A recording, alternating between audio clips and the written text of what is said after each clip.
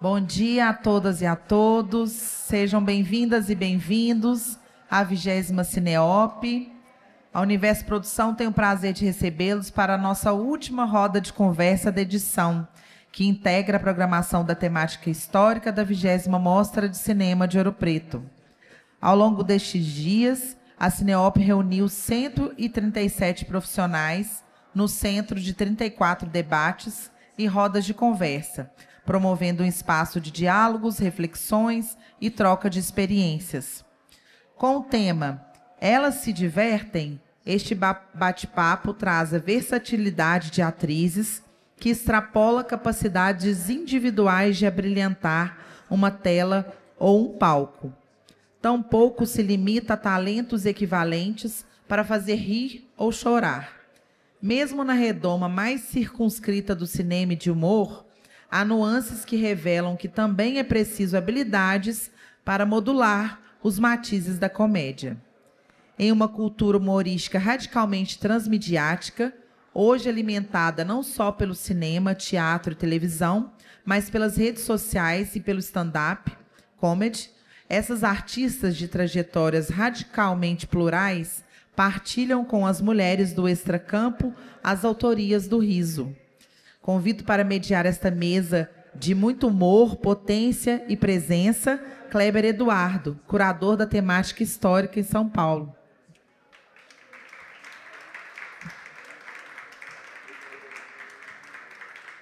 E com muita honra, as nossas convidadas, Alê Machado, diretora e roteirista de São Paulo,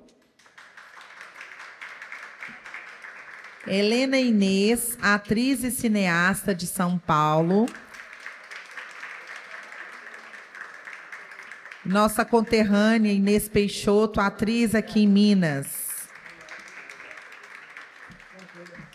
A 20ª Cineop, Mostra de Cinema de Ouro Preto, conta com a Lei Federal de Incentivo à Cultura, patrocínio Master Instituto Cultural Vale, patrocínio Itaú, Codenge, Governo de Minas Gerais, Caixa, Parceria Cultural, Sesc em Minas, Prefeitura de Ouro Preto, Universidade Federal de Ouro Preto, Instituto Universo Cultural, realização da Universo Produção, Ministério da Cultura, Governo Federal, União e Reconstrução. Informamos que esta roda de conversa será gravada e disponibilizada na plataforma do evento, cineop.com.br, e no canal do YouTube da Universo Produção. A cobertura completa já está disponível na plataforma cineop.com.br também. Convidamos vocês a seguirem e marcarem nossas redes sociais, @Universo Produção, e usarem a hashtag Cineop. Informamos também que, a 12h45, aqui neste espaço, teremos o lançamento de livros com 30 exemplares impressos e 3 e-books. Nós contamos com a presença de todos vocês e teremos também a presença dos autores destes livros. Então, sem menos, gostaria de passar a palavra para o Kleber Eduardo. Desejo a todos uma ótima roda de conversa. Obrigada. Bom dia. Em relação às últimas 2 manhãs, a gente está começando essa conversa meia hora mais cedo, então acho que as pessoas vão começar a chegar, quem está achando que era o mesmo horário dos outros dias, né? Estão começando 1 hora mais cedo. Então, acho que aos poucos vai ocupando aqui. Só vou contextualizar um pouco, para quem não teve aqui nos outros dias, para vocês, né, como é que essas conversas estão entrando na nossa programação, na proposta temática desse ano, que eu fiz com a Juliana Guzman, que fez a curadoria comigo. A gente pensou toda a programação e as rodas de conversa em cima dessa ideia de o humor das mulheres no cinema brasileiro, né?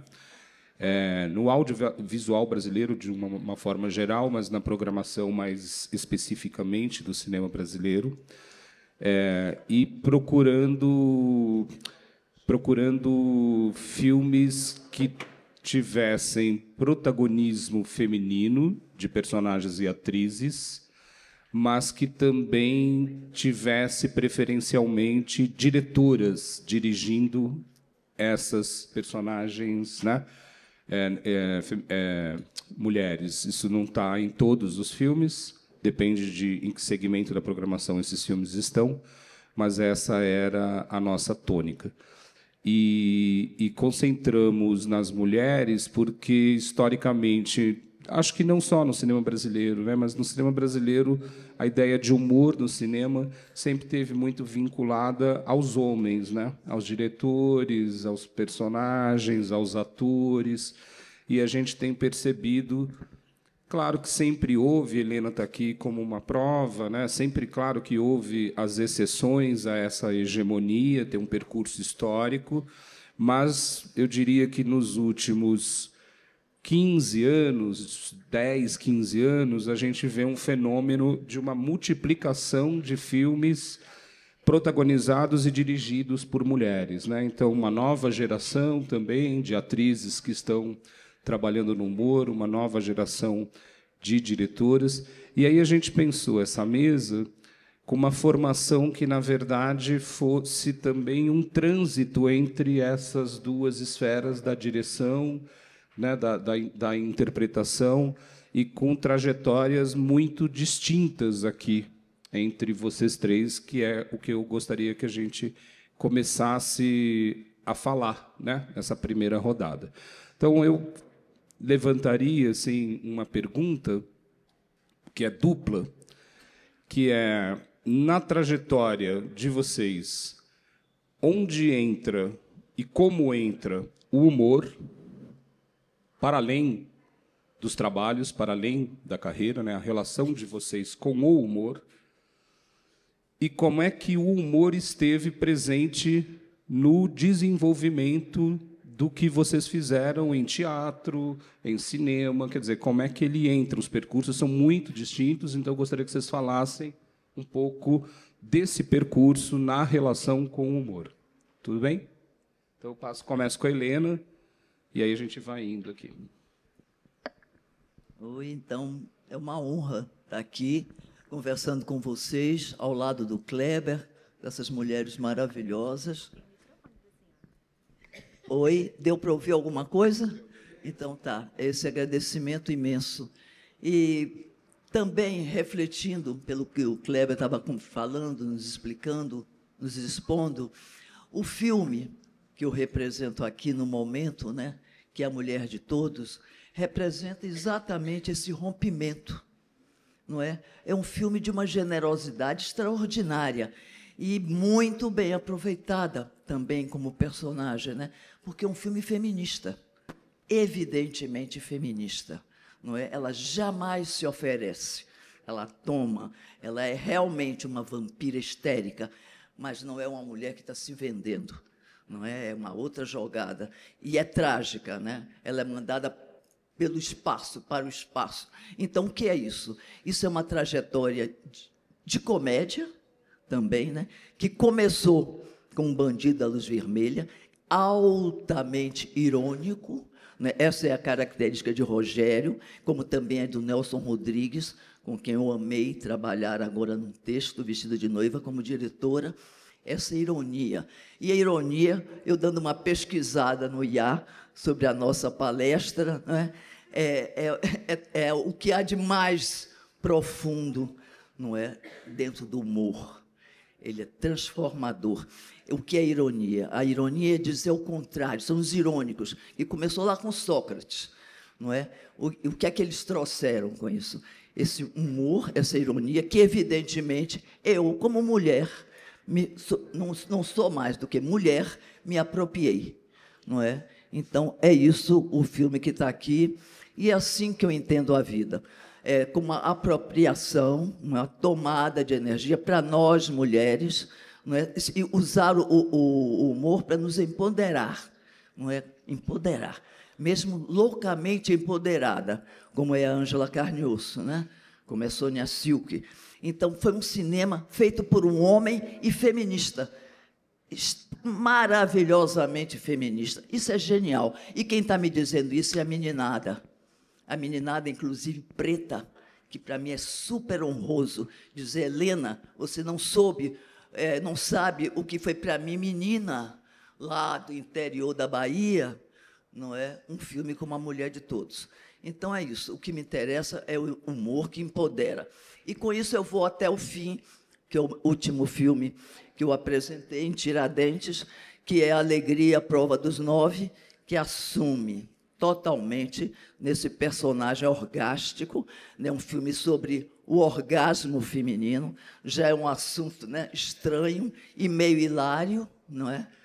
Então, eu acredito no humor profundamente como espiritualidade também, como uma forma da gente se renovar, da gente se ver, não é? Porque de ter uma autocrítica muito grande, que é importante para nós todos, nos amar, amar, amar, amar, e nos criticarmos também, exigir da gente um pouco mais. É isso para mim o que é o cinema, o que é a vida. É um prazer enorme estar aqui, pura honra, e quero passar adiante. Beijos.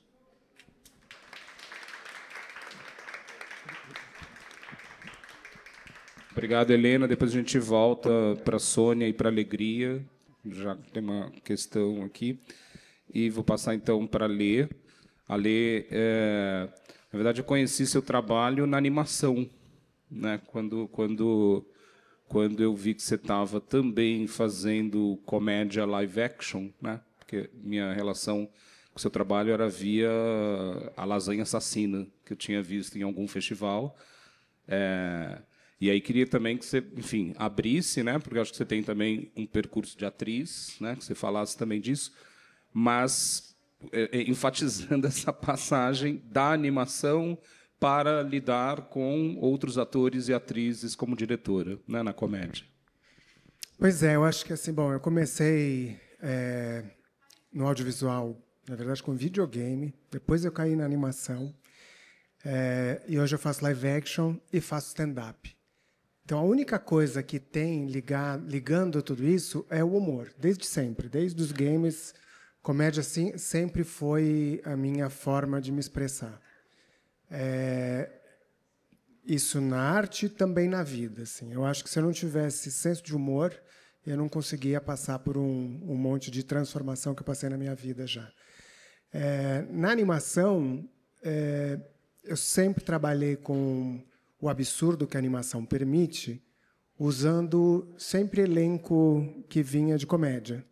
Então, trabalhei com o Leandro Hassum, o Paulinho Gogó, todos fazendo vozes. Depois, acabei, por conta disso, indo para o live action também. Quando eu fui para o live action, eu quis manter esse absurdo e comecei a fazer filmes, enfim, fiz muitos filmes com o Hassum, já fiz 4, e sempre levando essa coisa da animação lúdica e humor quase pastelão, que eu acho que é o humor mais puro, né? É o humor que uma criança entende, não tem ainda aquela maldade, aquele cinismo. Não que eu não use ironia e cinismo, mas eu trouxe isso da animação para o cinema de ficção. Eu acho que o mais rico de você fazer, falando dos atores e atrizes que eu trabalhei, é você ver aquilo acontecer, né? Na animação você tem muito controle de tudo. Você projeta, então o diretor ele tem um controle para que aquilo aconteça, até porque ele dirige cenas de 2 segundos com o cuidado que ele tem como mexer em cada um dos movimentos dos personagens. Quando a gente vai para o set, as coisas simplesmente acontecem e aí que eu vejo que a piada acontece na tua frente. Comecei a deixar de ensaiar porque eu via que a surpresa era um elemento dos mais engraçados que eu queria captar. Mas a gente fazer humor parece que é simples, né? Mas é muito mais difícil do que a gente imagina. Às vezes existe uma técnica que você tem que manter, quando que você vai entregar a piada, como que você vai abordar um assunto que é delicado de uma maneira leve, porque eu digo que o humor, a piada, ele é um grande cavalo de Troia, né? Você faz a pessoa rir de uma verdade que ela não tinha se dado conta ainda. Eu, como mulher trans, eu tenho um show que chama Transbordando. E eu faço shows para a comunidade LGBT, mas também faço shows no bar do Danilo Gentili, que vai uma galera lá que já tem todos os preconceitos possíveis para qualquer pessoa LGBT. Mas quando você começa a fazer aquelas pessoas rirem, você trouxe ela para o teu lado e você consegue transformar. Eu sempre acreditei que, com o humor, a gente consegue transformações por um viés não tão direto. E aí é uma militância disfarçada, sabe? Então, para mim, sempre foi pelo humor que eu consegui dizer as verdades que eu penso da vida. Porque no humor e essa comédia do absurdo, a gente só está refletindo a vida, a sociedade, que são absolutamente absurdas e paradoxais, né? Enfim, é isso.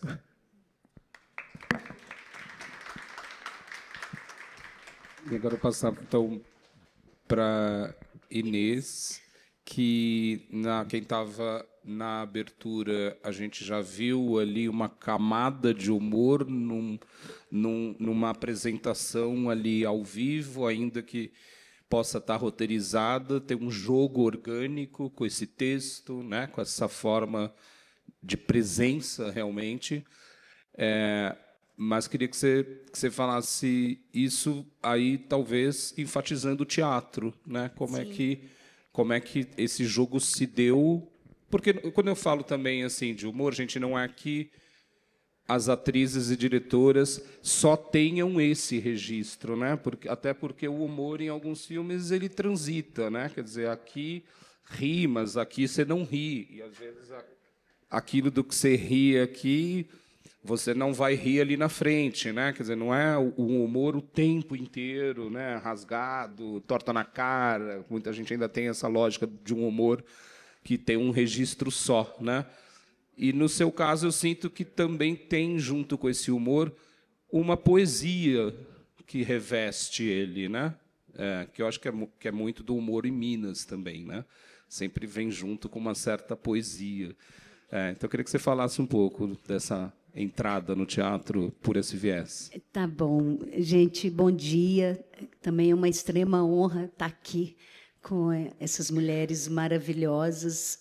Eu fiquei muito apavorada quando me chamaram para essa mesa, porque eu não tenho assim como você disse, você está introduzindo, né? Eu não tenho essa experiência assim tão grande no cinema.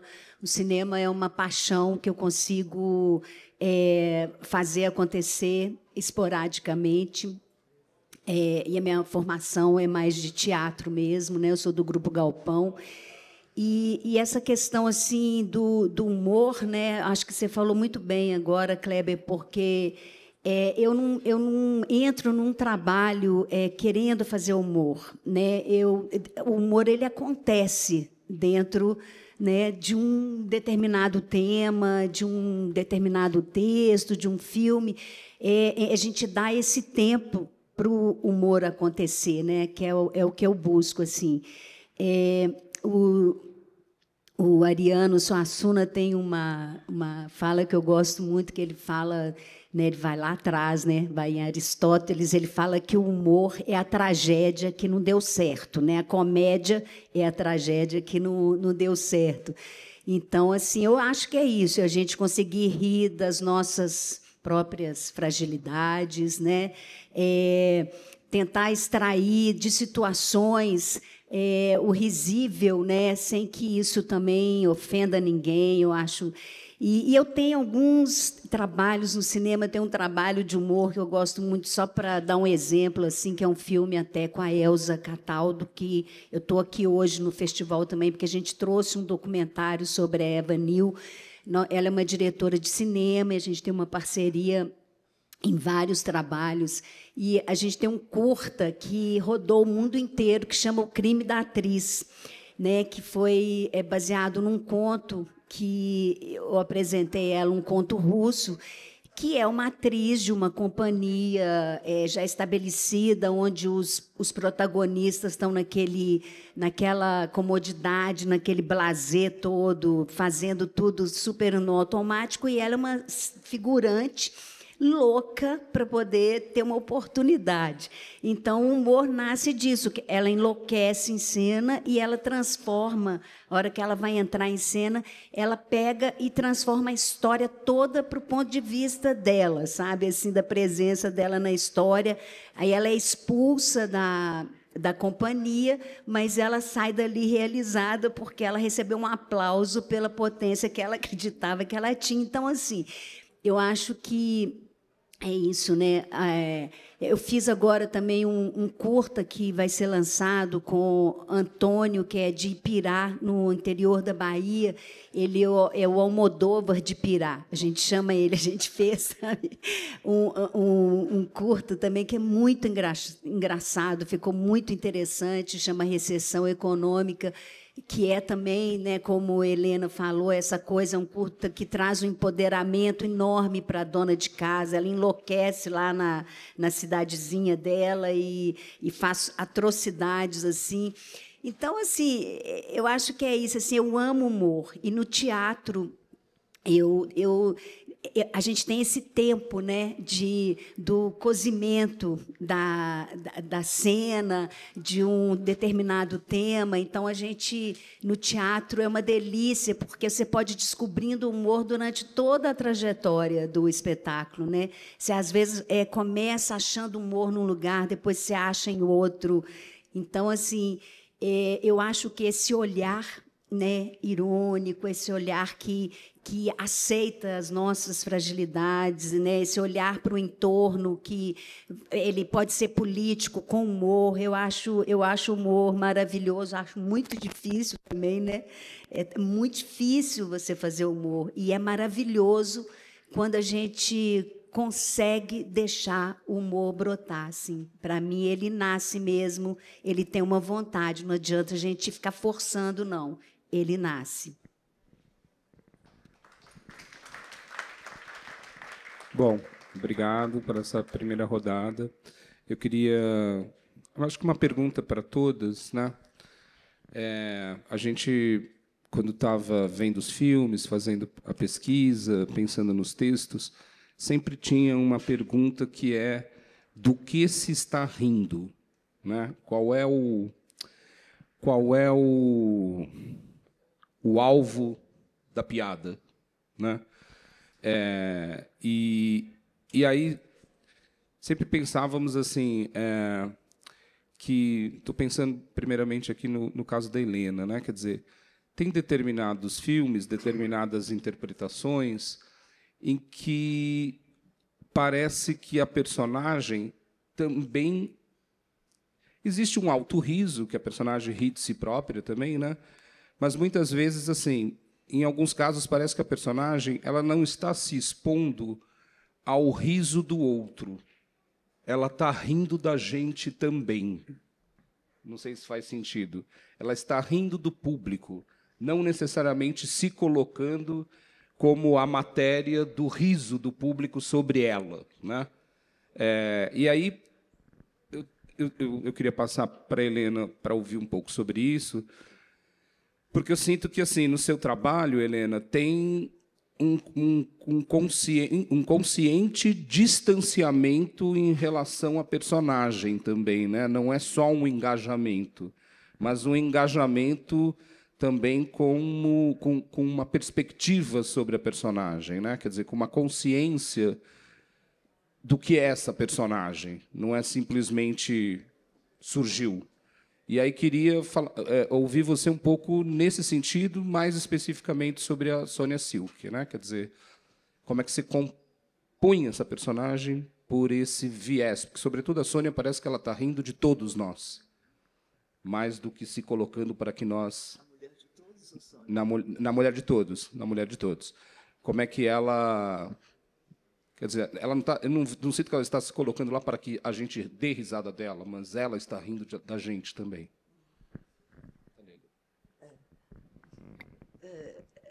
Sim, Kleber. No caso da Ângela Carne e Osso, ela é uma potência, né? Uma potência revolucionária, capaz de morrer, né? Mudando o mundo, porque aquela mulher está mudando o mundo feminino totalmente, né? Ela tomou. Ela assumiu aquilo, ela assumiu a sua própria desgraça e seu próprio poder, né? A sua própria beleza, não é? Louca. Então, é um personagem louco. Eu não sei... Agora, eu, como atriz, eu tenho... Né, eu trabalhei com você como atriz, inclusive, né? Eu tenho esses dois lados muito claros para mim mesma, não é? Muito, muito claros. O fora e o dentro. E o dentro é profundíssimo. É profundíssimo. É tão profundo quanto o amor que eu tenho por minha mãe, vamos dizer assim, né? Uma coisa mítica. É de arrasar. É de arrasar. Os filmes que eu fiz são políticos e, ao mesmo tempo, são altamente emocionais. Não é? Foi dificílimo para mim chegar até aqui se eu não tivesse parado. Eu parei de tal intensidade que foi essa brincadeira para mim, não é? E contribuir com um gênio, não é? Porque essa sorte eu tive, contribuir com um gênio. E que também estava desse lado das mulheres. Ele também sabia que sozinho não se vale nada, não é? E é ele que empoderou as mulheres, porque eu não tive essa oportunidade. Não houve uma oportunidade para mulheres no Brasil antes desse filme. Não houve. Não houve. Eu vejo Mulher de Todos de uma forma extraordinária, como ela é. Como ela é. E hoje, as pessoas que chegam para mim para dizer coisas, que são jovens, é magnífico porque esse companheiro meu está morto, então é dele também, esse luxo, né? Que eles dizem, quando eu vi seus filmes em Nova York, porque os filmes de Rogério passaram num festival em Nova York, num cinema pequeno, super jovem, que é isso? Não tem uma atriz como você. Que escândalo eu vi isso. Que escândalo, né? Não existe uma atriz como você no mundo. Que é isso, gente? Eu sou brasileira. Foi vocês que me fizeram. Se vocês estão aqui me ouvindo, eu amo profundamente vocês. E é por aí que eu quero honrar, inclusive, o humor, não é? Porque eu sou uma palhaça, sem a menor dúvida. Obrigada. Ale, então, passo para você também. E também já começando assim a pensar os limites do humor, né? Porque o humor tem suas potências e tem seus limites, e muitas vezes a potência é uma conquista, ela não está dada, né? Como você disse, é difícil chegar, né, nesse lugar, mas, ao mesmo tempo, tem os limites também, né? Tem os perigos, tem as armadilhas, não só de não ter graça nenhuma, mas de, com a graça, poder estar ofendendo, né? Agredindo sensibilidades, enfim. Então, eu queria que você falasse um pouco, até porque no seu trabalho, você trabalha, pelo menos potencialmente, numa escala de visibilidade muito grande, né? Porque são projetos mais industriais, enfim, você não sabe onde vai chegar, né? Porque a tendência é que se chegue para muita gente. Quanto mais der certo um projeto, mais você vai ofender alguém de alguma maneira, sempre. É muito difícil fazer humor sem ofender. O que a gente tem que entender é que tem parâmetros, né? Por exemplo, o meu último filme, que é o Advogada Brilhante, não sei se alguém viu, é um filme que o Hassum, ele faz um advogado machista que é mandado embora porque existe uma equiparação de homens e mulheres na empresa, e como ele chama Michele, acham que é Michele, e ele tem que passar por Michele, ele acha que vai ser fácil, e ele passa a ter que sofrer coisas que ele nunca imaginou que existia no mercado de trabalho para as mulheres. Ao lado dele, a gente tem a Cláudia Campolina, que é uma atriz paulista que tem um Instagram ótimo que chama Mundo Invertido, que ela mostra como é que seria o mundo se as mulheres tivessem, se fosse um matriarcado, na verdade. E ela, sendo feminista, sendo do jeito que ela faz um contraponto. Na verdade, a protagonista do filme é ela. A gente só não conta isso porque quem vende é o Hassum, né? E aí, a gente tomou todos os cuidados, mas uma das coisas que eu, sendo uma mulher trans, eu escutei é que era um filme transfóbico, porque colocava era transfake. Não sei se você sabe o que é transfake. Transfake é um blackface de trans. É você colocar uma pessoa cis para interpretar uma pessoa trans. E não é, né? Ele tem, na verdade, ele está passando, ele é um homem vestido de mulher. Para que isso não acontecesse, a irmã dele é uma atriz trans que mostra que ela já tinha passado pelo processo, a gente aborda esse assunto. Eu faço uma advogada trans, que é advogada de acusação. A Nani People faz a presidente do fã-clube lá. E, mesmo com esses cuidados, sempre tem alguma ofensa. Então, sempre a gente tem que tomar esse cuidado e entender com sensibilidade se você está ou não ofendendo alguém.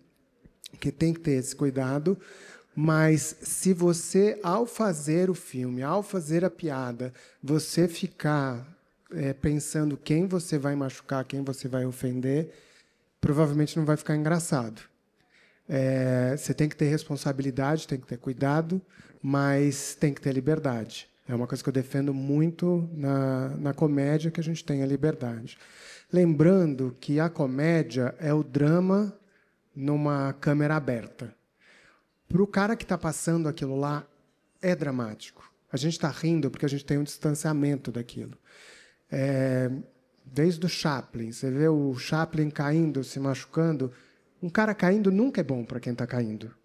Só que, dependendo do distanciamento que você tem, você ri daquilo. Especialmente, o Chaplin falava muito disso, se é um punch-up, né? Se você está rindo de alguém de cima. Se é um policial caindo, é mais engraçado, porque ele é uma figura que, hierarquicamente, a gente tem um certo receio.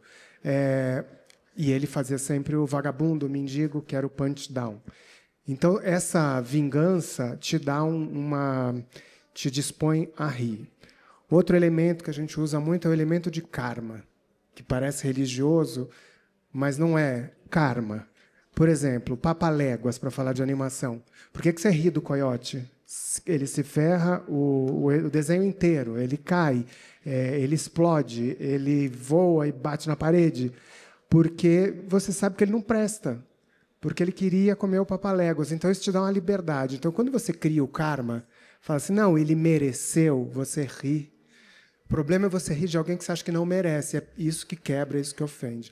Então, um recurso que a gente sempre faz nas animações e nos filmes é deixar o vilão ser tão odiado que, quando ele se dá mal, a gente tem um deleite, não só pelo que está acontecendo, como ele é humilhado e tudo mais, mas porque tem uma vingança. Às vezes, o humor ele é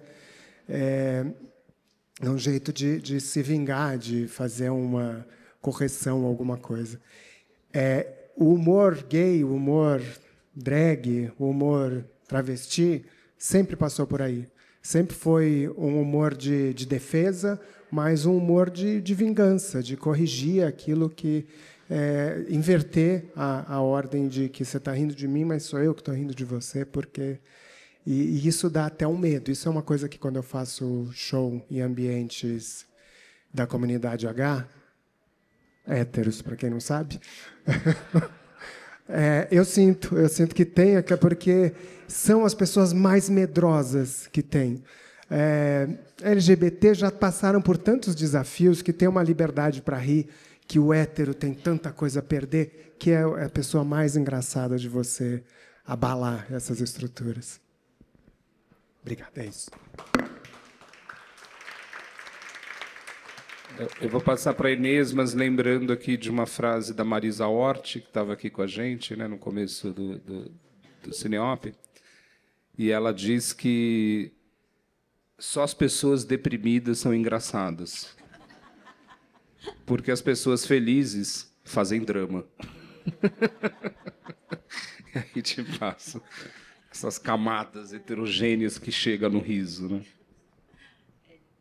Nossa, Helena, o que você falou, né, de liberdade, assim, eu imagino mesmo que deve ter assim muita gente chegando para você, porque ontem eu fui lá ver o filme, eu não tinha assistido esse filme, e é muito bonito ver a liberdade da atriz e da personagem, né? Que são duas camadas de liberdade, e a forma como você quebra, né, a quarta parede da câmera também. Muitas vezes o seu olhar assim é isso, né? As pessoas, né, entra, vem comigo, né? Vem comigo. Pois é, eu acho que é isso, assim, Aí, voltando um pouco ao teatro também, né? A coisa, por exemplo, o Molière era esse cara, né? Que ele fazia no palco tudo que a plateia vivia e ficava rindo do que eles estavam, né, vivendo, assim, o ridículo mesmo daquela sociedade que o assistia, né? Eu vi agora recentemente uma montagem do burguês Fidalgo, né, que é uma coisa super atual, né, hoje. Então, assim, a gente eu acho que esse é o papel mesmo do teatro, da arte, assim, acordar, né? Olha aqui o que você está fazendo, né? Mas eu não saberia falar disso, por exemplo, com essas, né, esse seu estudo assim, maravilhoso, né, de como que você constrói. No meu caso, assim, eu não tive tanta oportunidade no cinema, mas no teatro, né, eu tenho experiências de fazer espetáculos que são dramáticos e risíveis. Por exemplo, o Tio é um espetáculo que a gente faz na rua, o Grupo Galpão, o Tio, a saga de um herói torto, que é um espetáculo extremamente dramático, mas ele é colocado de uma maneira muito cômica pelo Luiz Alberto de Abreu, que é um menino que ele nasce na Idade Média, ele é um herói pícaro da Idade Média, e que ele fica 5 anos dentro da barriga da mãe, porque ele não quer nascer nesse mundo. Eu acho que qualquer criança que está nascendo aqui hoje deve estar pensando também, né? Quem que quer nascer nesse mundo? Então, assim, eu acho que é isso.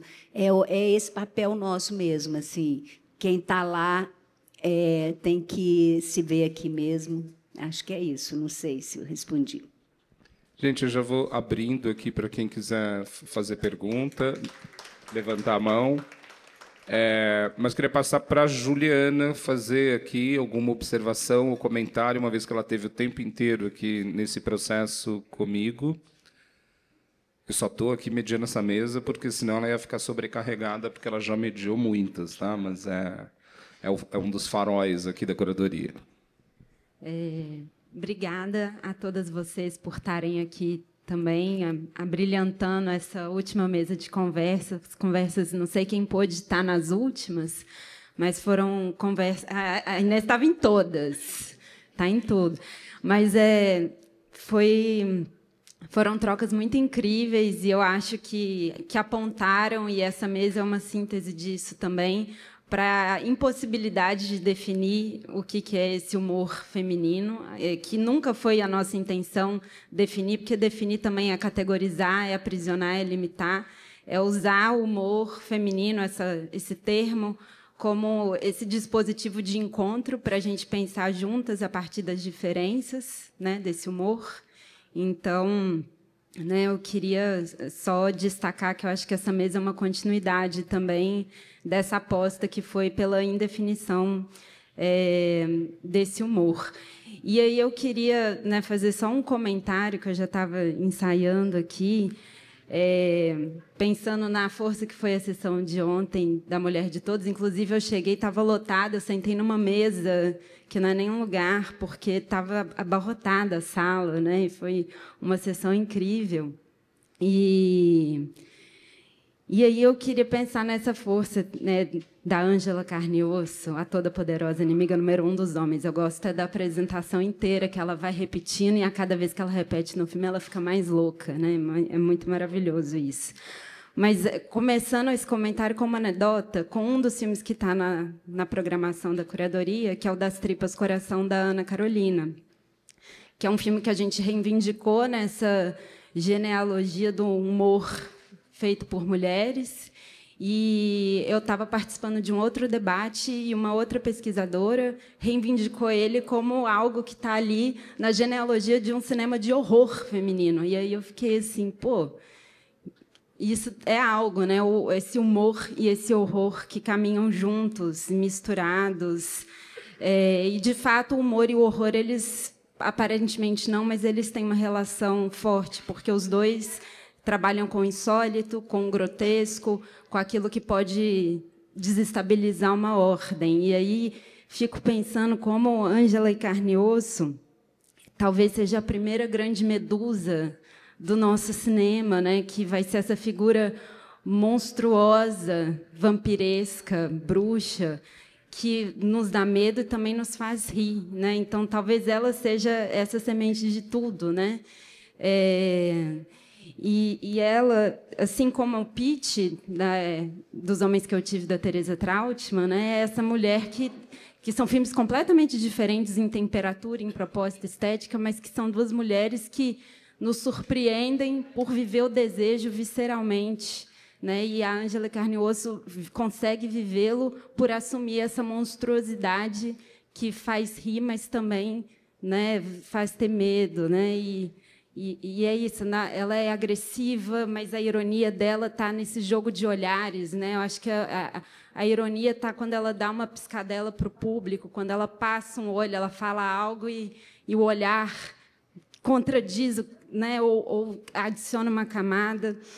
Mas, enfim, ela sintetiza, e eu acho que o filme todo, né, a parceria com o Rogério, sintetiza uma frase que eu li aleatoriamente, chegou para mim de uma forma muito inesperada na última semana, de uma crítica de cinema francesa que se chama Camille Nevers, que ela diz: o que é uma mulher engraçada, então? Uma mulher que dá medo. Com ela, jamais se pode ter certeza. O humor feminino está, por definição, sujeito à suspeita de anomalia, de loucura passageira, histeria, enfim, de qualquer coisa que o afete de forma externa e artificial, ao contrário dos homens, que têm o riso com o riso uma relação completamente natural. O humor de uma mulher representa sempre uma ameaça, e sua graça, ainda que ridicularize, humilhe e desarme, abre o horizonte de uma amizade amorosa insuperável e ideal que tantos temem, quer dizer, a rivalidade entre mulheres e homens livres, esse escândalo do melhor dos mundos possíveis. Aí é só agradecer, então, pela Ângela Carne e Osso.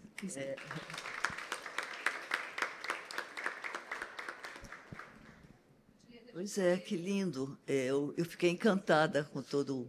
E procurando realmente nas palavras esse acerto, né, que aconteceu com o filme, né, com sua geração. Está chegando muitíssimo bem, né, essa reflexão. E também gostaria que você me explicasse como eu cheguei aonde. Onde foi, não é? Eu achei absolutamente misterioso e ouvi todo o seu relato como se não fosse eu mesma. São os dois lados, né, que existem realmente em mim. E o que interessa também nesse filme é o pensamento, né? Exercitar o pensamento, o olhar, não é? É um filme realmente que se renova. Ontem me chamou a atenção, apesar de já estar acostumada com aquele olhar, né? Aquele olhar extraordinário, que é um olhar de direção, não é? Aquilo é um olhar de direção, não é? Ele não consegue, ele não tem a ousadia de chegar lá. E eu fui sempre impulsionada até essa ousadia, não é? Então, é um filme ousado, dolorido. Achei interessante também do humor, né, ser de pessoas deprimidas, não é? Porque era quase uma tragédia a minha vida, não é? Era muito diferente. Então, foi essa diferença que me ajudou a chegar lá, com esse personagem político, né? Absolutamente político, doloroso. Ela erra. E no erro dela está o acerto, né? Ela vai até o fim, de uma forma terrível, como todo filme não é? Quando eu faço uma bobagem, aqui não, né? Eu vou até o fim, não é? É mais ou menos isso. E essa frase de quem é? De Orson Welles. Não é? Já vem de um outro gênio, né? Porque quem fez esse filme foi um cinéfilo. Isso é importante. Ontem também eu assisti um filme de uma cinéfila, não é? Da Abigail Child, né? Também uma cinéfila. Ela vai na origem do cinema, né? Na edição do som extraordinária, né? Na Mulher de Todos. Que aquilo... Gente, é uma maravilha. É lógico que esse cinema está sendo descoberto, não é? É lógico. Como foi lançado isso, esganzerle-se, é o momento. É o momento do cinema brasileiro, é o momento da gente. Porque a gente teve uma coisa horrorosa, que também é cheia de humor. Tínhamos complexo de vira-lata, né? Como muito disse um humorista genial, não é? Nelson Rodrigues. E eu acho que é o momento da virada. Eu gostaria de falar publicamente. Eu tenho uma honra de estar aqui como atriz do teatro, uma mulher trans, extraordinário, falando da mesma coisa que nós estamos falando, né? Somos juntas, todos. Quero mais pretos e pretas, muito mais, muito mais, muito mais, que enche disso, de trans, pretas, putas, de tudo. É isso. Obrigada, viu? Obrigada pela linda pergunta e pelo transverso que eu fui. Obrigada.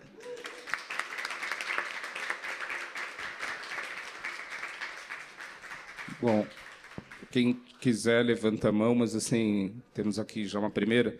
Mas foi ótimo você enfatizar a Ana Carolina, porque a Ana Carolina, assim, é muito engraçada, mas ela é muito deprimida. E ela consegue fazer da depressão dela motivo de riso, né? Porque ela é autenticamente deprimida, não tem nenhum problema com isso, e isso torna ela muito engraçada nas manifestações dela. Ela teve num debate do Cineop de 2021 que era um troço. Ela estava dizendo: o mundo está acabando, o cinema está acabando, nós estamos acabando, e ela falava isso de um jeito que todo mundo rachava de rir, assim. Mas ela estava falando sério. Ela não estava querendo fazer graça. Bom, então temos uma pergunta ali, a gente roda. Ok. Meu nome é Luiz Antônio Coelho, da PUC, do Rio e também da UF. Né? E eu queria voltar ao que você falou, de falar em homens e mulheres livres, né? Que, digamos, são aqueles que têm acesso e curtem mais essa questão do riso e do gozado. Pergunta, não seria esse uma pedra de toque para o humor? A liberdade.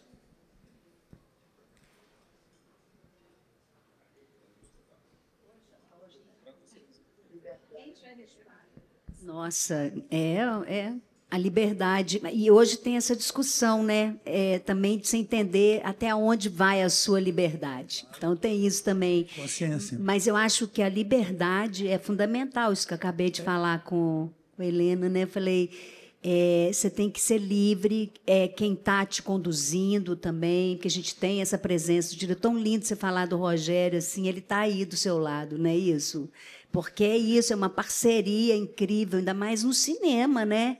Porque o cinema, o ator está ali no olho, né? No olhar do diretor, né? No palco você pode dar umas escapulidas, você vai descobrindo, mas no cinema é aquele momento que fica, né? Isso. Que é uma parceria muito de cumplicidade.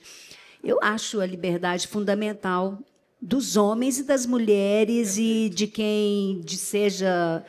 quem quer que seja, exato, entendeu? De exato, todo mundo, né? Independente de gênero. Eu acho que a liberdade é fundamental, mas o entendimento também, né? Dentro claro, da responsabilidade também que a gente tem, do bom senso, não sei, eu penso assim. Não, eu acho que é uma fusão, né? Na liberdade do homem e da mulher. De onde eles venham, para mim, a liberdade é pedra de toque, realmente. Eu acho que só ri quem é livre. E só faz piada se você tiver liberdade. A gente vive... O ambiente da comédia, aí que eu estou falando da comédia stand-up, comediantes puros, né? Que a gente não está usando o recurso da dramaturgia, da animação para rir. É só você, o palco e a plateia. O ambiente da comédia é absolutamente machista. Absolutamente. E a gente tem, de 10 anos para cá, 5 anos para cá, o aumento de comediantes mulheres. E tem um lado que odeia isso.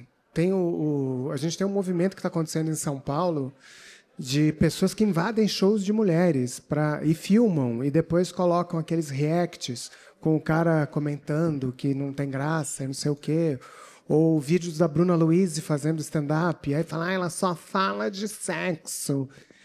Sabe? E por que não falar de sexo e tudo mais? Então, assim, o resgate do humor, na hora que a mulher pegou e falou, eu faço a piada, eu não sou a piada, foi chocante para uma parte da sociedade. E a comédia, o cinema, eles são retratos da sociedade. A gente tem pessoas de todos os tipos nessas áreas. Provocou uma reação que a gente está passando por ela e transformando. E eu acho que isso está em qualquer forma de humor. Eu acho que assim, a gente tem que explorar a liberdade. Bom senso é uma coisa que funciona dentro de bolhas, né? Porque tem gente que acha que o bom senso está em outro limite. Eu não acredito em limite do humor que não seja a risada. Enquanto tem gente rindo de uma coisa, aquilo é humor. Só que você tem que saber aonde aquilo está sendo, onde que aquilo está acontecendo.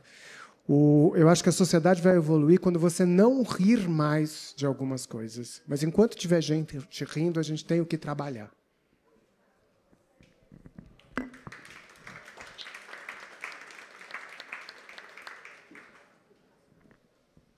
Minha pergunta para a Helena Inês, eu gostaria de saber por que há na sua, acredito que, análise filosófica, né, pelo que você falou, você é uma pessoa que já tem uma filosofia acima da média já há décadas, o apagamento de uma musa do cinema novo, que eu só fui conhecer recentemente, apesar de me interessar pelo cinema novo, pelo Brasil e pelo mundo, desde os 16, 17 anos, que é a afrodescendente Luísa Maranhão, de Barravento.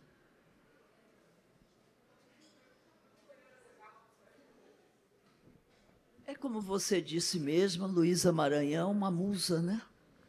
Uma musa de Barravento. Não é? Uma atriz belíssima, preta, livre, mas deve ter sofrido bastante no Brasil porque foi embora, né? Casou com um italiano, foi embora e não deu mais notícias, né? Várias pessoas já perguntaram por ela, para mim, como Maria do Rosário, não é? Entrevistas, mas ela desapareceu, realmente desapareceu. Para a arte, ela fazia outra coisa, ela se tornou uma mulher mais rica, né? Ela vivia bem em Roma e tal. Eu conheci o marido dela.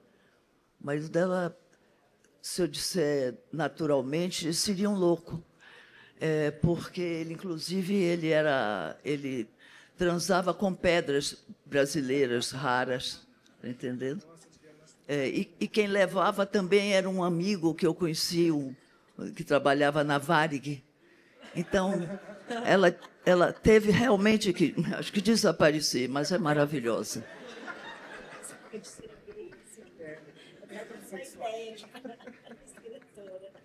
Imagina esse cara com coisa dos Quarteto Fantástico que ele não fazia.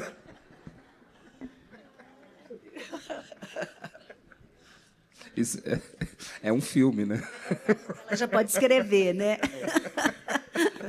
Muito bom. É um filme documental, quase. Não sei se tinha alguém com microfone aqui. Ainda não?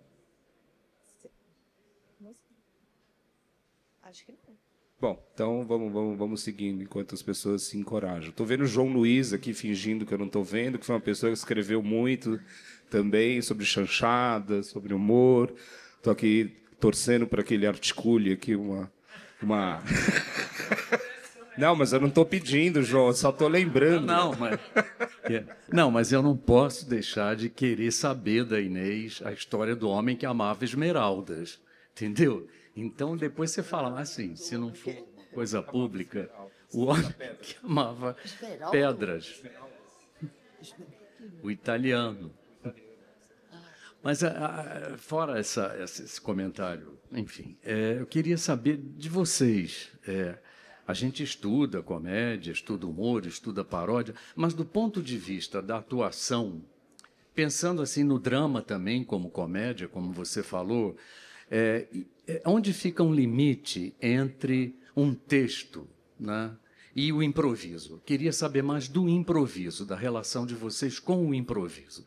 Por exemplo, no caso da Helena, sempre fiquei muito impressionado com a sua interpretação, a questão dos olhares, né?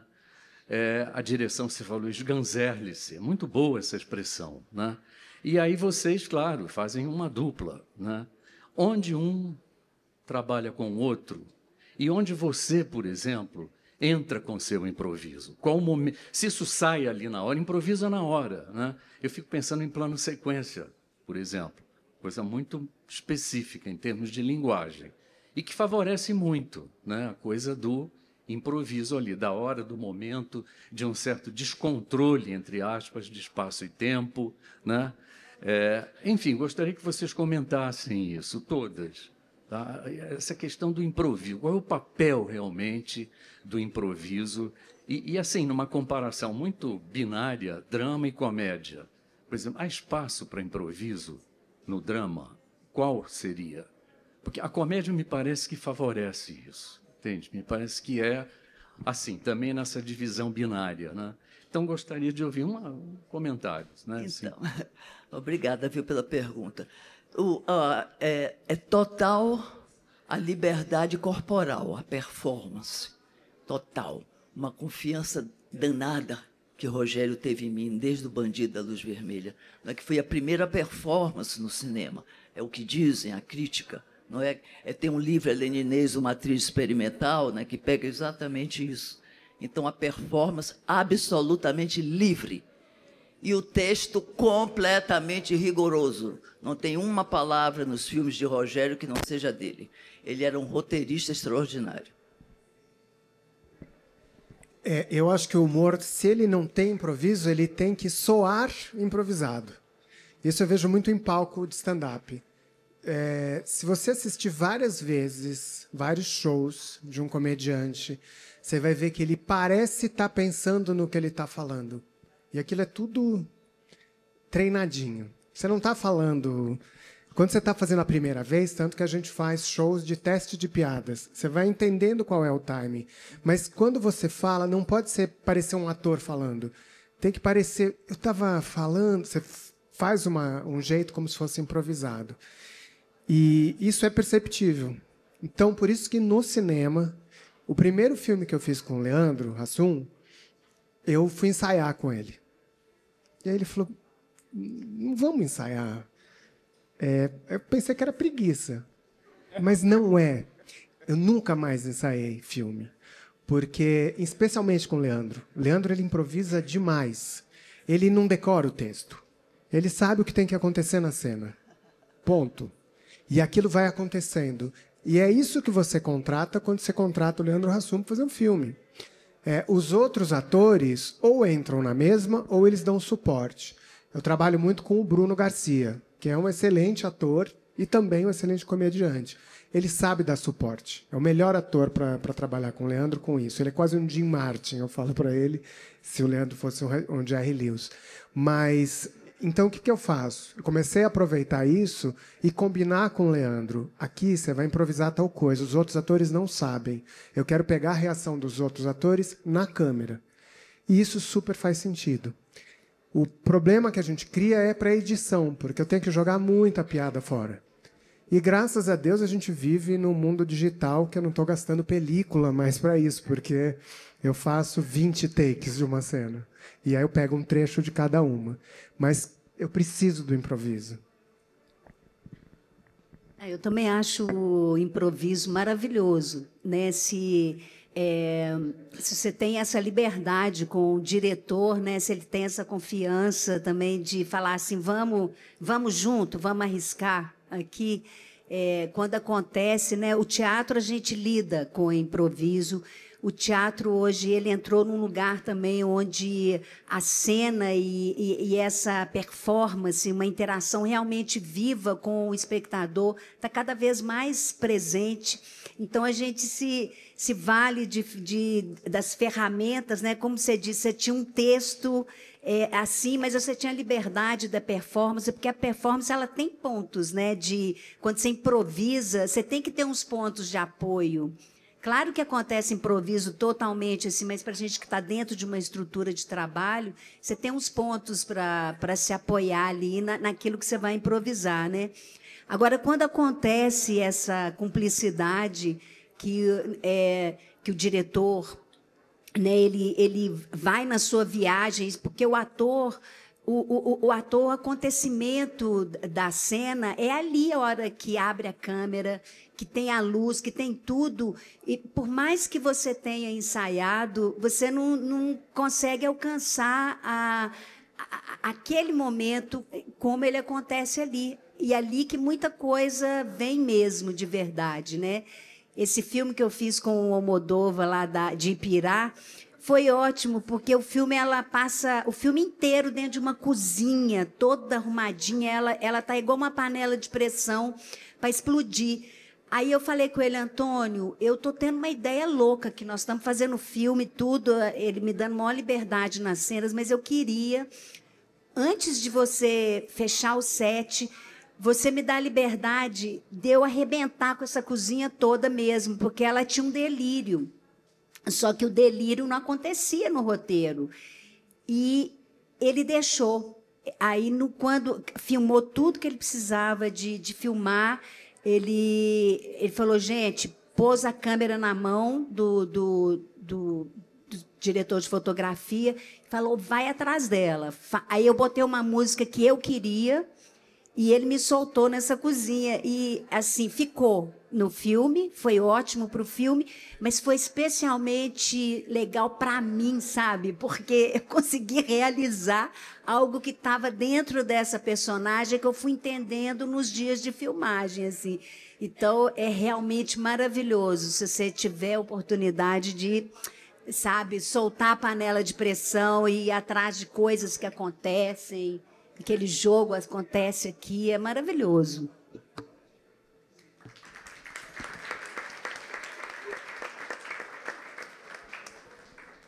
Bom, estamos nos encaminhando aí para um limite por conta das outras atividades, então quem tiver perguntas, aproveite esses últimos momentos, senão vai ficar apertada no final. Mas eu estava aqui pensando, sobretudo Inês e Helena, que eu, por um grande tempo, eu não sei como está isso hoje, assim, né? Mas havia uma espécie assim no teatro. Estou pensando no teatro agora, né? Havia uma espécie assim uma espécie de riso programado da plateia no teatro, sabe? Uma espécie de ditadura do riso como comportamento das plateias. E aí eu ia para o teatro para ver algumas coisas muito sérias, assim, e as pessoas davam risada, sei lá, porque a cortina abria, já se começava a rir. E aí qualquer coisa, sobretudo se eram atores e atrizes um pouco mais conhecidos, parecia ter um mecanismo assim que eu estou indo ao teatro para dar risada, mesmo que nada esteja sendo feito para isso. E isso criava um ruído dentro. Né? No Rio Otter eu cheguei a ver esse comportamento, sabe, gente? Tá se rindo do quê? E me parecia que havia uma espécie de pacto pelo riso dentro da própria plateia. Eu queria que vocês falassem um pouco sobre isso, porque o teatro é incontrolável, né? O cinema está tudo controlado e as pessoas não estão necessariamente em todas as sessões vendo como as pessoas reagem. Mas no teatro, o riso ele faz parte do espetáculo, da peça, né? Não é a peça e o público, é a peça com o público. Então, queria que vocês falassem um pouco sobre isso, assim, sobre esse riso que parece um riso osmótico já, né? Ele não está vindo de um lugar que está lá, de fato, sendo apresentado.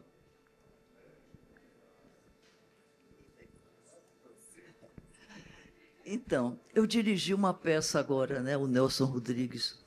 Foi uma coisa absolutamente maravilhosa. Uma experiência que eu não esperava, que me aconteceu.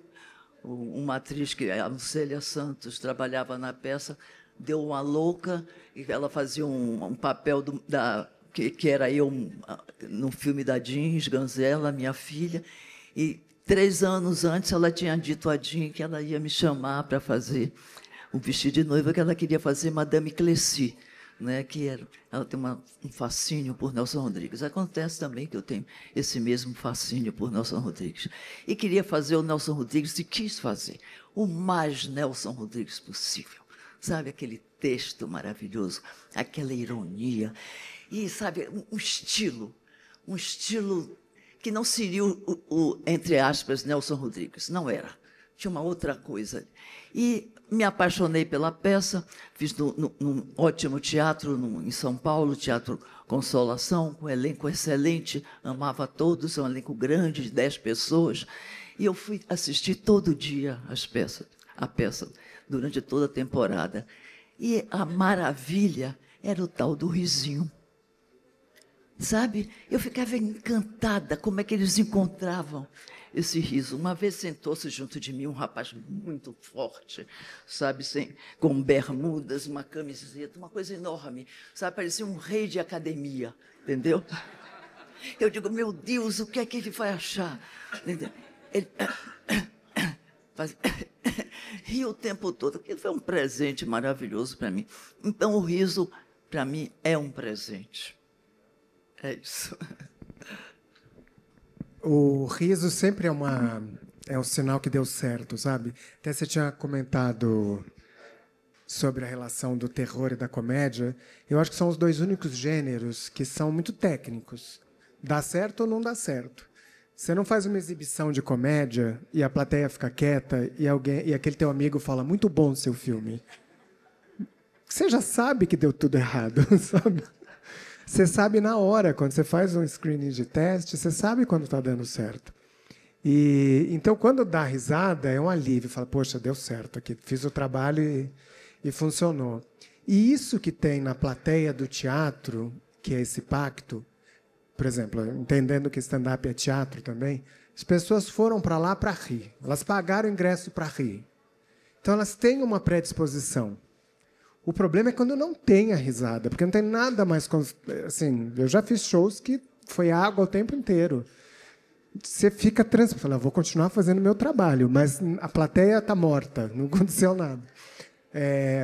Então, assim, a dor é quando não tem o riso. O problema que eu acho é quando o cara começa a rir do lugar errado, da cortina abrindo, e fala, se eu estou aqui para rir, eu vou rir. Eu paguei ingresso para rir, eu vou ter que rir, e aí isso começa a interferir no desenrolar do que está acontecendo no palco. Né? Mas uma curiosidade em cima do que você falou, quer dizer, esse mesmo show que ninguém riu, para uma outra plateia com o mesmo show. O mesmo show, na mesma noite, sessão das 9, sessão das 10. Mesmo lugar. Depois eu vi que os outros comediantes que estavam comigo também falaram que plateia ruim, né? Às vezes não acontece. Ainda bem que eu passei isso umas 2 vezes, mas assim, é dolorido. Acho que uma das experiências mais dolorosas que eu já passei, porque quando é um filme teu que está passando e não deu certo, você sai da sala, você fica... Mas você está ali no palco, não tem saída, não tem música, não tem nada, é só você. É uma experiência doída. E essa nossa troca, né? Essa nossa entrega precisa do outro, né? Se a gente não se completa numa reação do outro, né? Não existe. Inclusive, no teatro, no cinema está pronto o filme, aí não vai ter jeito mais, mas no teatro, as reações, o riso, vai também ensinando a gente, vai mudando a gente. Né? Quando uma peça estreia, essa troca com o público ela é importantíssima, porque ela vai construindo um novo lugar de tempos, de reflexões, de silêncios, né? E o riso ele é muito ligado ao instinto, né? É algo que vem quando você consegue provocar o riso, você está atingindo uma parte instintiva da pessoa. Então é interessante também, e tem isso, né? Que a Lê está falando, que às vezes é isso, o público já vai, que é meio a sua pergunta, já vai para um espetáculo que ele é obrigado a rir, né? E aí não sabe onde, mas ele tem que rir. E, às vezes, tem espetáculo que é isso, assim, uma coisa que é inesperado, aí o público começa a rir de um lugar que você fala, epa, tem alguma coisa aqui.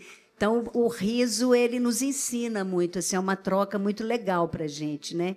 Quanto trabalhadores contadores de história, performers, ou o que seja, né? E tem uma coisa que, às vezes, você descobre que a piada não está onde você achava que estava. Você começa a contar a piada e fala, poxa, mas aqui não era piada, isso aqui era o setup, aqui era para começar a introduzir o assunto. Aí você vai modificando como você entrega.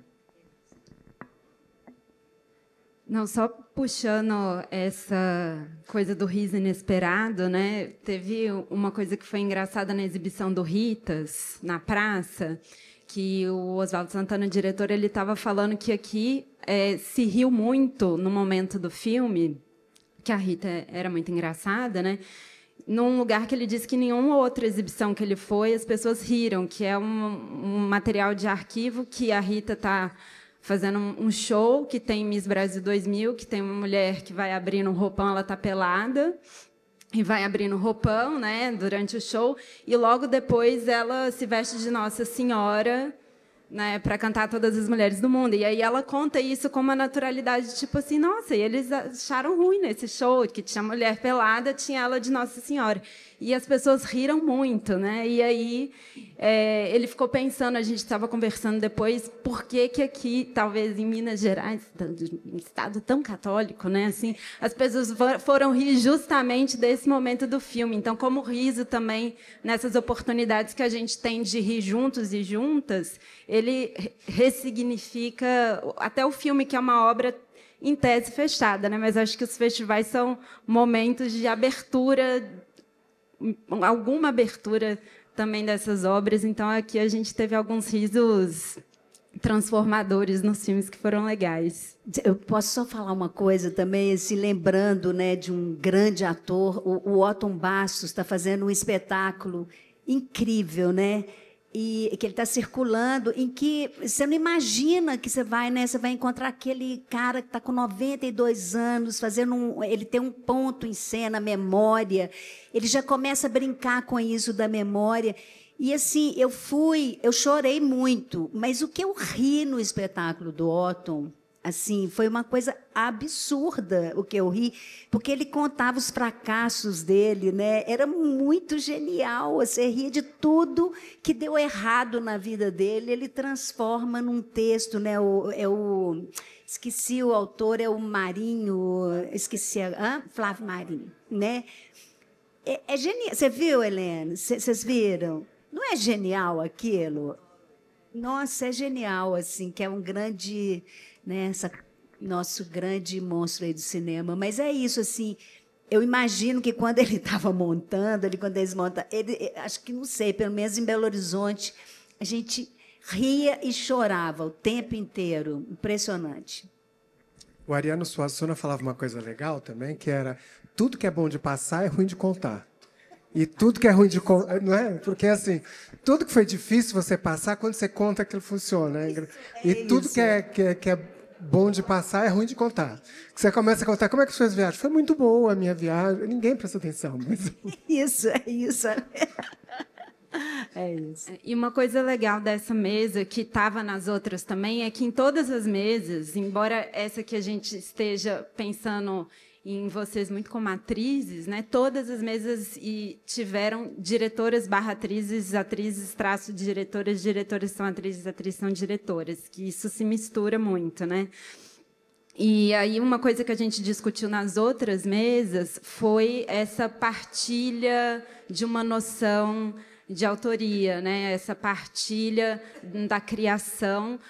Até porque, se a gente for pensar, por exemplo, um cinema de mulheres no Brasil, somente a partir da figura da direção, talvez a gente exclua muita coisa que aconteceu nessa história. Talvez a gente excluísse a própria Ângela Carne e Osso dessa história, porque o filme não é dirigido por uma mulher. E me parece inconcebível excluí-la da história do cinema de mulheres, né? Porque tem essa dimensão de criação também no trabalho de atriz. E aí queria só escutar de vocês como que é transitar entre esses lugares, ainda mais nos filmes que vocês, de fato, estão ocupando, né, esses dois lugares. Como é que é? Como vocês entendem esses processos de criação coletiva e transitar criando nesses dois lugares? Só um comentário em cima do que a Ju está falando, e trazendo a Rita Lee de volta também. Quando eu perguntei para a Ana Mulher como foi dirigir a Rita Lee naquela ponta do Durval Discos, aí eu acho que serve um pouco para a Ângela Carne e Osso também. Gente, é engraçado, porque eu estava vendo Ritas e eu lembrava da Helena. A Rita Lee me fazia lembrar da Helena, porque acho que tem as duas têm essa coisa do clown, né? Do rido que normalmente no cotidiano não se traz para rir, enfim. Mas é breve isso que eu falei. Mas aí a Ana Mulaer chegou, né? Eu falei assim, como foi dirigir a Rita naquela ponta? E ela pegou e disse, não, mas eu não dirigi a Rita, foi a Rita que me dirigiu.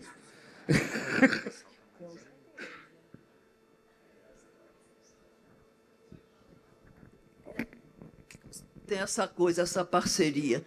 Eu amo ator, sabe? Inclusive, eu digo que eu sou atora, não sou atriz.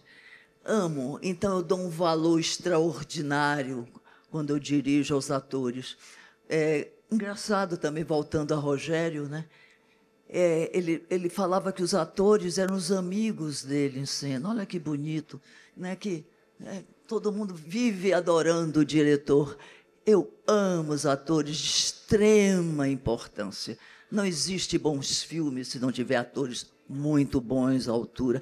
E somos nós que damos a cara, que não é nada fácil, não é?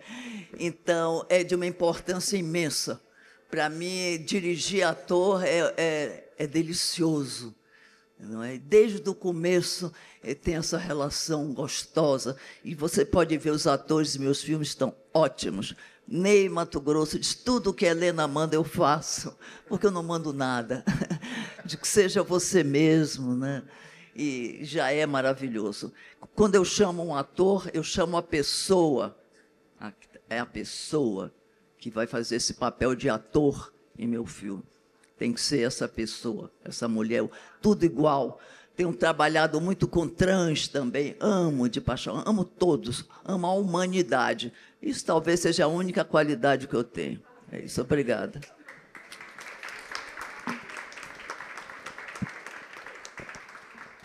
Eu acho que uma coisa que eu aprendi na animação é que o filme nunca é um trabalho só seu. Então, porque passa em muitas camadas e tal, e sempre vinham piadas que não estavam no roteiro, vinha pelo cara que fazia o cenário, pelo animador, por um jeito dele interpretar o texto que tinha, porque passa por muitas pessoas. O personagem de animação, ele primeiro veio a gravação da voz e depois vem um animador. Então é a fusão de duas coisas que vai dar aquela personalidade. A voz ajuda muito, mas o jeito que se movimenta também é super importante. Quando eu fui para o cinema, eu meio que preservei isso. Então, eu entendo que está todo mundo lá para fazer o trabalho funcionar e cada um tem uma camada. Eu acho que uma boa direção, ela usa o que o ator tem de melhor e saber deixar isso acontecer é muito importante. Você tem que sair um pouco da sua visão de filme, que diretores enchem a boca para falar my vision. Não, acho que você tem que chegar lá e deixar acontecer e vai entendendo para onde vai, você vai dirigindo mesmo. E não impondo. E isso é uma das coisas mais lindas que acontece. Assim, um dos melhores lugares da minha vida, assim, hobby, qualquer coisa da vida, estar num set, fazendo uma cena de comédia, é um dos maiores prazeres que eu posso ter. A animação é legal, mas o set está acontecendo aquilo, você está atrás da cadeirinha vendo, e aquilo é tão mágico. E é engraçado, e você tem que segurar o riso, e aí quando acaba o set inteiro gargalha, e aquela energia boa. E eu sempre falei isso, eu falei, não dá para fazer comédia num set tenso.